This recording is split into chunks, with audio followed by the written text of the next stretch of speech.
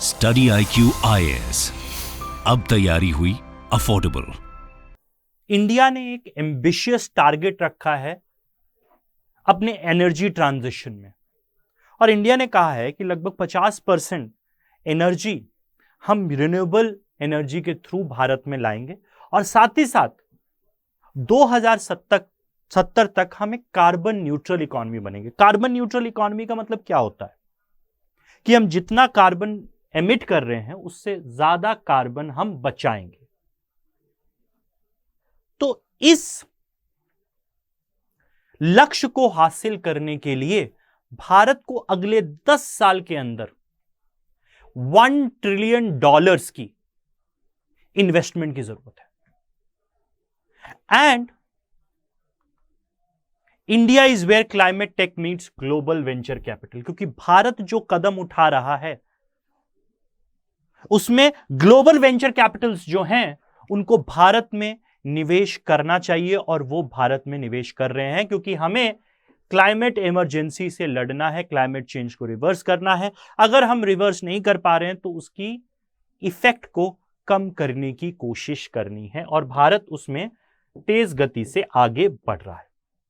तो आज हम क्लाइमेट टेक्नोलॉजी और उसमें इन्वेस्टमेंट की बात करेंगे। हेलो गाइस, मेरा नाम है कुंवर प्रतीक और आप स्टडी IQ पे मुझे देख रहे हैं। लेक्चर की शुरुआत करने से पहले आपको बता दूं कि आप मुझे सोशल मीडिया पे ट्विटर, इंस्टाग्राम और टेलीग्राम पे फॉलो कर सकते हैं। इस ग्रुप को फॉलो कर लीजिएगा। अगर आपको सेशन की PDF की जरूरत है तो वो मिल जाएगी, और अगर आपके कोई सवाल हैं तो तीनों जगह आप मेरे से सवाल पूछ सकते हैं। अभी आ जाते हैं अपने टॉपिक पे। क्या है भाई? One of the world's biggest greenhouse emitters is trying to clean up. Bharat दुनिया का एक बड़ा ग्रीन हाउस एमिटर्स है, और इसके अलावा US है, यूरोप है, चाइना है।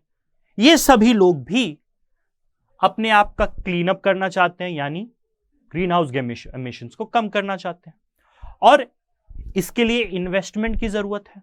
और ग्लोबल वेंचर कैपिटलिस्ट जो है, जिनके पास बहुत ज्यादा पैसा है निवेश करने के लिए, वो अपना पैसा निवेश करने के लिए ग्रीन क्लाइमेट टेक्नोलॉजी यानी ग्रीन क्लाइमेट टेक्नोलॉजी में इन्वेस्ट करने के लिए पैसा ढूंढ रहे हैं।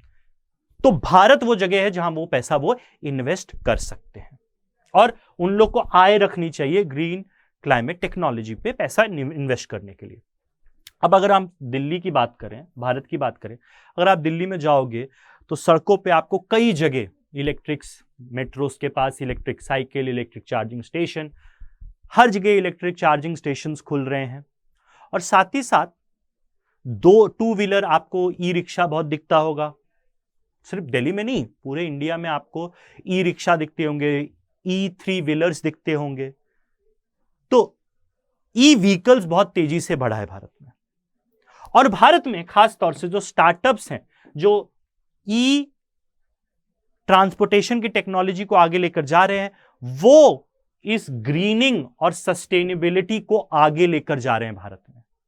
और अगर इनको बड़ा बनना है तो इनको पैसे की जरूरत पड़ेगी, और उस पैसे को ग्लोबल वेंचर कैपिटल फंड कर सकते हैं, क्योंकि भारत बहुत ज्यादा लीप फ्रॉग कर रहा है ग्रीन एनर्जी ट्रांजिशन में।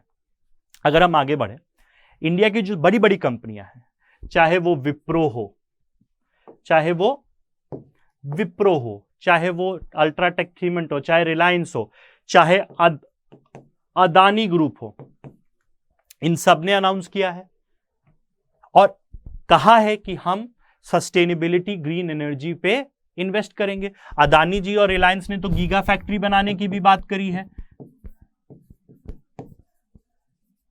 अदानी जी ने हाल में अनाउंस किया कि वो $100 बिलियन इन्वेस्ट करेंगे ग्रीन एनर्जी ट्रांजिशंस पे। तो भारत की बड़ी कंपनियां तो कर रही हैं, लेकिन साथ ही साथ जो प्राइवेट कैपिटल है, निजी पूंजी जो है, वो ढूंढ रही है निवेश के जगह।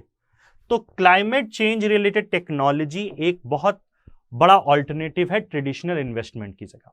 अगर हम क्लाइमेट चेंज टेक्नोलॉजी इन्वेस्टमेंट्स की बात करें, और अगर इस साल की बात करें तो $27 बिलियन की इन्वेस्टमेंट हो चुकी है, जिसमें से $2 बिलियन भारत में निवेश हुआ है। 27 में से $2 बिलियन। लगभग 12% इन्वेस्टमेंट भारत में आई। लेकिन भारत को जरूरत कितनी है, मैंने आपको बताया। इंप्रेसिव है कि $2 बिलियन, लगभग 12% इन्वेस्टमेंट पूरी दुनिया में जो ग्रीन क्लाइमेट टेक्नोलॉजी में हो रही है वो भारत में आ रही है। लेकिन ये इंप्रेसिव है, लेकिन क्या $2 बिलियन काफी होगा? क्योंकि ग्लोबल वेंचर कैपिटलिस्ट को इससे ज्यादा पैसा ग्रीन क्लाइमेट टेक, खासतौर से इंडिया में इन्वेस्ट करने का सोचना चाहिए। उनको बिग पिक्चर देखनी चाहिए। क्यों? क्योंकि bigger the challenge for India is overcoming. क्यों ग्लोबल वेंचर कैपिटल, क्यों भारत में उतना पैसा लगाने का नहीं सोच रहे, जबकि यहां बहुत ज्यादा पुश किया जा रहा है ग्रीन क्लाइमेट टेक्नोलॉजी को? रीजन है उसका रीजन क्या है कि भैया यहां की पॉलिटिक्स बहुत है, लड़ाई दंगा बहुत है पॉलिटिक्स में।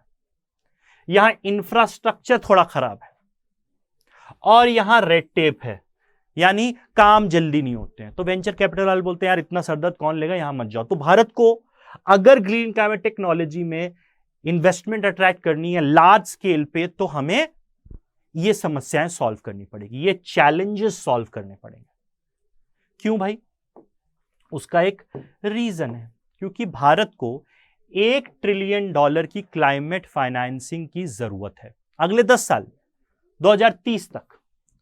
सस्टेनेबल खाने के क्षेत्र में $280 बिलियन की, रिन्यूएबल एनर्जी में $200 बिलियन की, वेस्ट वाटर और सैनिटेशन मैनेजमेंट में $190 बिलियन की, इलेक्ट्रिक ट्रांसपोर्टेशन में $180 बिलियन की, जनरेशन ऑफ इलेक्ट्रिसिटी में $100 बिलियन की, और डिमांड एफिशिएंसी में $60 बिलियन की इन्वेस्टमेंट की जरूरत है।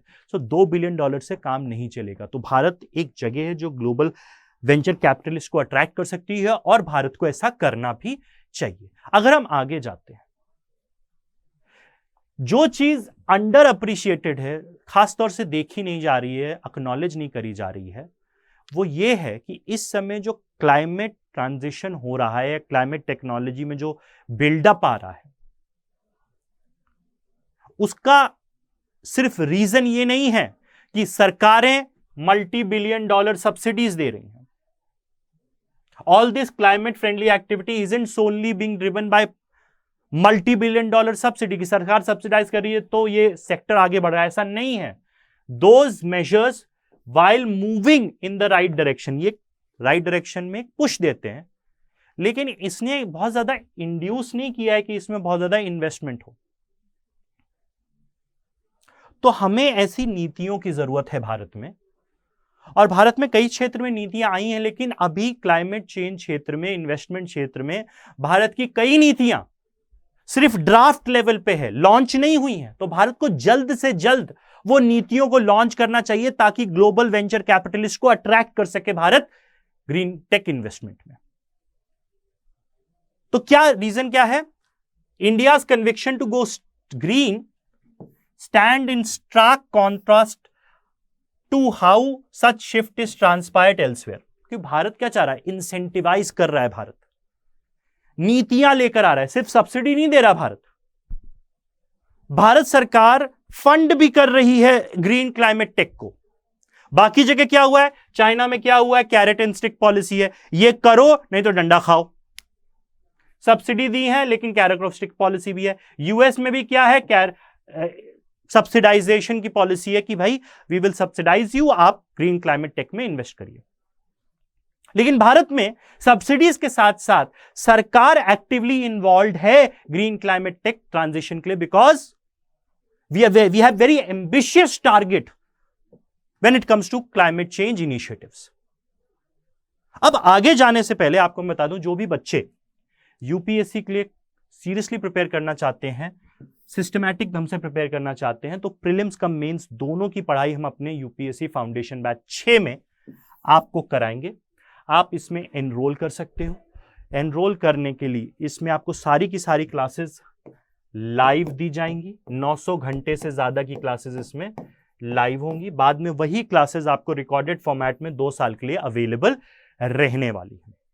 साथ ही साथ इसमें आपको खास तौर से मेंटर्स दिए जाएंगे जो आपके फ्रेंड, फिलोसोफर, गाइड की तरह होंगे। आप उनसे फोन पे, व्हाट्सएप पे रीच आउट कर अपने डाउट्स, अपनी समस्याएं, कैसे पढ़ें क्या ना पढ़ें, सारी चीजें डिस्कस कर सकते हैं।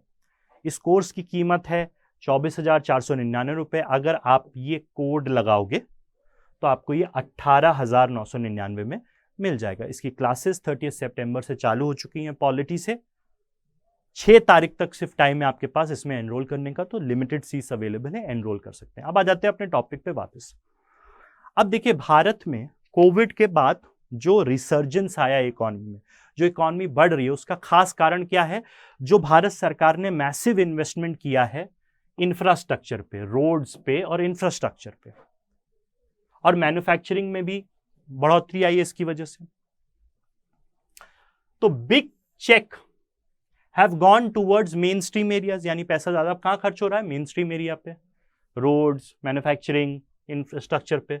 तो जैसे कंपनियां हैं, केकेआर को launched Indian road infrastructure investment trust and also putting 450 million in Hero Future Energy private limited, यानी प्राइवेट कंपनियां भी निवेश कर रही हैं 450 मिलियन का फ्यूचर एनर्जी में। ठीक है। And independent power producer, a portfolio of solar and wind projects. ठीक है, क्योंकि फोकस वहां है हमारे पास। Brookfield asset management is investing $2 billion in renewable energy projects in India. ठीक है, क्योंकि भारत में जो रिन्यूएबल एनर्जी प्रोडक्शन है वो 2015 में 39 गीगावाट था, आज 110 गीगावाट पहुंच गया, यानी लगभग ट्रिपल हो चुका है। साथ ही साथ अमेज़न हो गई, ये भी इन्वेस्ट कर रही है ग्रीन एनर्जी में। तो भारत में बहुत स्कोप है इस इन्वेस्टमेंट का, और भारत को इस स्कोप को यूटिलाइज करना चाहिए, ना कि सिर्फ रिन्यूएबल एनर्जी प्रोडक्शन में, बाकी चीजों में भी, क्योंकि अभी हमारे 12% आ रहा है। खास तौर से जो मोबिलिटी और ट्रांसपोर्ट सेक्टर है उसमें सबसे ज्यादा इन्वेस्टमेंट देखा जा रहा है भारत में, क्योंकि और वो जो इन्वेस्टमेंट आ रहा है वो early stage investment, mobility and transport have drawn much of early stage investment, यानी जो शुरुआत में भारत में इन्वेस्टमेंट आ रहा है ग्रीन टेक में, वो सबसे ज्यादा मोबिलिटी यानी ट्रांसपोर्ट सेक्टर में आ रहा है, क्योंकि ये सेक्टर 10% ग्रीन हाउस एमिशन करता है भारत में, क्योंकि हमारे पास लाखों किलोमीटर के सड़क हैं, और जो हमारे यहाँ इलेक्ट्रिक व्हीकल का इंफ्रास्ट्रक्चर है वो बहुत ही अभी एक शुरुआती स्टेज में है, चार्जिंग इंफ्रास्ट्रक्चर भी एक शुरुआती स्टेज में, बैटरी मेकिंग शुरुआती स्टेज में है। तो इस क्षेत्र में भी हम बहुत आगे जा सकते हैं, और सरकार वर्ल्ड बैंक के साथ भी काम कर रही है इलेक्ट्रिक व्हीकल क्षेत्र को आगे ले जाने के लिए, इसमें रिस्क कम करने के लिए। और साथ ही साथ बैंक ने भी अब ग्रीन कार लोन यानी इलेक्ट्रिक व्हीकल्स लोन देना चालू कर दिया है, साथ ही साथ नॉन बैंकिंग फाइनेंशियल कंपनियों ने। तो ये क्या कर रहा है? ये क्या कर रहा है? लोगों के बीच में जागरूकता जगा रहा है, इन्वेस्टमेंट की आस जगा रहा है। तो ये एक अच्छी चीज है।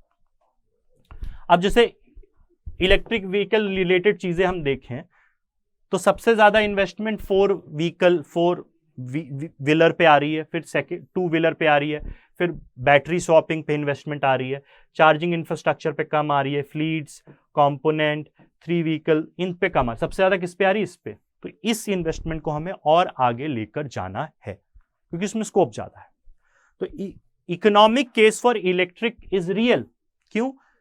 एक, कॉस्ट ऑफ ट्रैवल कम हो जाता है आपका, जो भाई इलेक्ट्रिक से चार्ज हो रहा है तो हमारी कॉस्टिंग कम हो जाती है। दूसरा क्या है? पोल्यूशन भी तो कम कर रहे हैं, उसका भी तो इकोनॉमिक इंपैक्ट कम आता है।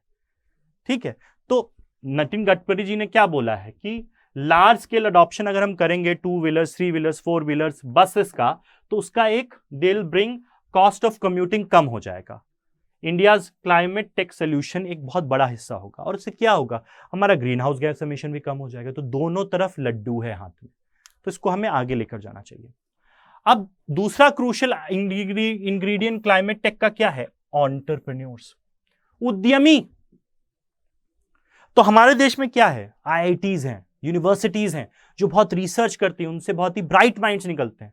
वो लोग आज के समय फाउंड कर रहे हैं कंपनीज जो बैटरी स्वैपिंग बैटरीज बनाएं, ईवी चार्जर्स बनाएं, जिसकी वजह से कार्बन एमिशन कम हो, एग्रीकल्चर एफिशिएंसी को बढ़ाने वाली तकनीकें लेकर आए, ग्रीन अवेयरनेस को कैसे बढ़ाया जाए, उन पे बहुत सारे स्टार्टअप्स खुल रहे हैं। अगर ये लोग चाहते तो ये लोग विदेश जा सकते थे, बड़ी बड़ी कंपनियों में काम कर सकते हैं, लेकिन वो चूज कर रहे हैं कि जो अपॉर्चुनिटीज, ग्रीन अपॉर्चुनिटीज भारत में अवेलेबल है, उनका सही इस्तेमाल हम करें, ताकि भारत एनर्जी ट्रांजिशन बहुत अच्छी तरह कर पाए और अपना टारगेट जो 2070 का है उसको अचीव कर पाए। या उससे पहले कर पाए। लेकिन जैसे आप देखिए, अंजलि बंसल जी हैं जो अवाना कैपिटलिस्ट हैं, जो इंडिया की पहली और largest capital tech venture capital fund है। ये पैसा इन्वेस्ट करते हैं ग्रीन टेक्नोलॉजी कंपनीज में। उन्होंने कहा है कि this is only the beginning, ये सिर्फ शुरुआत है। जैसे एक समय डिजिटल रेवोल्यूशन एक बहुत बड़ा इन्वेस्टमेंट अपॉर्चुनिटी बनकर उभरा था, सस्टेनेबिलिटी, सततता, ग्रीन इन्वेस्टमेंट डिजिटल रेवोल्यूशन के जितनी बड़ी ही अपॉर्चुनिटी है, जिसका हमें सही तरीके से इस्तेमाल करना चाहिए, जो एक बहुत बड़ा बदलाव लाएगा भारत में और दुनिया में। और इसमें लार्ज अट्रैक्टिव अपॉर्चुनिटीज हैं जिसमें लोग निवेश करके एक तो दुनिया का भला होगा, क्लाइमेट चेंज से हम लड़ पाएंगे, दूसरा पैसा भी कमा पाएंगे। As the country grows, energy consumption rises, जैसे जैसे देखी हुई देश बढ़ता है वहां ऊर्जा की मांग बढ़ती है। अब वो ऊर्जा हम कोयले से पूरी करें या हम वो ऊर्जा किससे पूरी करें, ग्रीन टेक्नोलॉजी पूरी करें, तो हमारा दोनों काम चलेगा। So we have so much building we can do right from the start. हम विकसित राज्यों की बजाय हम अपनी अर्थव्यवस्था को एक ग्रीन दिशा दे सकते हैं। आगे अगर हम जाते हैं, while early stage investing around climate tech is gathering momentum, जो शुरुआत में सीड कैपिटल पे होता है, ठीक है, सीड कैपिटल पे होता है, there is still paucity of domestic venture capital for later stages, कि जब कोई प्रोडक्ट बन गया उसमें इन्वेस्ट करने वाले नहीं है, प्रोडक्ट बनाने वाले, स्टार्टिंग पोजीशन पे इन्वेस्टमेंट करने वाले ज्यादा लोग हैं। तो ये एक समस्या है जो हमें सॉल्व करनी पड़ेगी। और देखिए, स्टार्टिंग में इन्वेस्टमेंट मिल रहा है, लेटर स्टेज में इन्वेस्टमेंट की पॉसिटी है, और मिडिल स्टेज जो है, यहां जब डेवलपमेंट चल रहा है, यहां तो कोई इन्वेस्ट कर ही नहीं रहा है। तो ये समस्या है जो हमें सॉल्व करनी चाहिए। ये फोर्स कर रही है एंटरप्रेन्योर को कि वो रियलिस्टिक हो जाए, प्रोएक्टिव तरीके से काम ना करें, ठीक है। तो अगर हम देखें, सीड कैपिटल यहां मिल रहा है, सबसे ज्यादा कहां मिल रहा है, स्ट्रैटेजिक क्षेत्र में इन्वेस्टमेंट आ रहा है, लिस्टिंग के समय इन्वेस्टमेंट आ रहा है, और पोस्ट आईपीओ इन्वेस्टमेंट आ रहा है, बीच में यहां नहीं आ रहा है ज्यादा। तो ये समस्या है। तो क्लाइमेट टेक डिफरेंट क्यों है दूसरे इन्वेस्टमेंट से? क्योंकि क्लाइमेट टेक में पूरी वैल्यू चेन हमें क्रिएट करनी है, और पूरी वैल्यू चेन को क्रिएट करने के लिए हमें इन्वेस्टमेंट की जरूरत है। मैन्युफैक्चरिंग में, हार्डवेयर में, रिसर्च डेवलपमेंट, सारी चीज में इन्वेस्टमेंट की जरूरत है इस समय, क्योंकि एक नेसेंट स्टेज पे है। तो global venture funds will have to adapt if they want to have that energy transition. Gestation से लेकर प्रोडक्ट डिलीवरी तक पूरे में इन्वेस्ट करने के लिए वो तैयार होने चाहिए। तो for now climate tech investor can still come have reasonable valuation. आज के समय स्टार्टिंग में वो आए और एंड तक वो रहें, तभी इस चीज का फायदा है, क्योंकि ये फ्यूचर की कमाने वाली एक चीज है। जैसे एक समय डिजिटल रेवोल्यूशन था, तो उनको स्टार्टिंग से लेकर एंड तक रहना चाहिए। ये नहीं कि जब प्रोडक्ट तैयार हो गया सिर्फ तभी आकर इन्वेस्ट कर रहे हो, ऐसा नहीं करना चाहिए।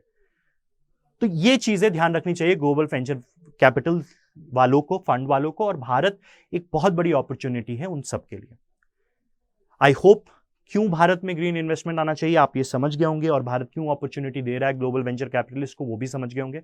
अब जाने से पहले आप UPSC foundation batch pre mains batch 6 में एनरोल कर सकते हैं। 6 तारीख का आखिरी डेट है।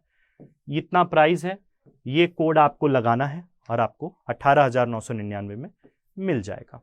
एंड में जाने से पहले आप मुझे social media, Twitter, Instagram, Telegram पे फॉलो कर सकते हैं। इसी के साथ thank you very much, bye bye, take care, Jai Hind.